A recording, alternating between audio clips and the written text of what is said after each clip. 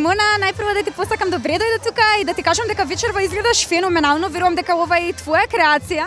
Да, баш така. Фала ти премногу на убавите зборови и на поканата да бидам тука. Моја креација, дефинитивно. Што друго ти кажам? Најпрво да те прашам што те инспирираше вечерва да носиш токму таа маска и да бидеш облечена баш во оваа боја?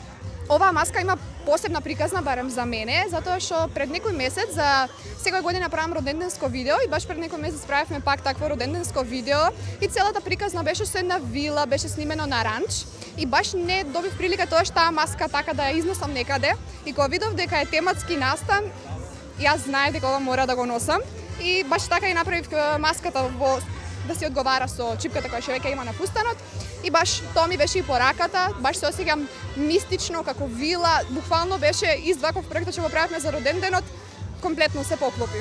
Сакала да те прашам што ти мотивираше тебе еве да започнеш да се бавиш со инфлуенсерство? Па мене ме баш мотивираше тоа што во тој момент убавино и здравје баш да ги пофалам и уште убава прилика да им се заблагодарам со тоа што нудеа баш голема поддршка, мотивација баш со ваков вид на настани и спонзорства, PR пакети и се друго што е потребно да се мотивираат младите да снимаат и гледам дека секоја година напредуваат и одат се подобро у таа насока, така да баш ми е мило, они беа голема мотивација за мене, баш ваков настан кој што победив пред 2 години и оттаму почна мојата приказна ствари. Можеме да кажеме дека освен инфлуенсерството ти се занимаваш и со модни креации, а исто така и со медицината. Во која сфера најмногу се пронаоѓаш?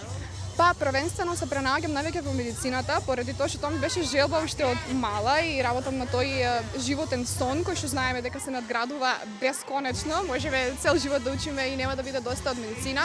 Така да морам да кажам дека првенствено и најголем фокус ми е медицината, иако има некој жар во мене за снимање и за мода, за кој што секогаш барам време и се надевам дека и правам нешто што ќе ги мотивира и другите, покрај медицина, да се бават со нешто што им го исполнува срцето, затоа што медицината може многу лесно да те кутне во спирала, од која што нема излегување, така да на сите медицинари им посакувам по некое хоби или било што за занимација, исто како што имам и јас. А на инфлуенсерите што би им препорачала? Само да снимаат, да креираат, јас обожавам да гледам што не имаат се повеќе и повеќе и само посакувам да растеме, да ствараме се покреативна содржина, баш би ми било мило да не гледам и у поголем број и да учиме се повеќе и повеќе. Тоа е мојата желба. Да те прашам во врска со креациите, гледам дека прекрасно ги правиш, прекрасно и ги рекламираш. Дали колку креации успеа да направиш и да продадеш оваа нова година?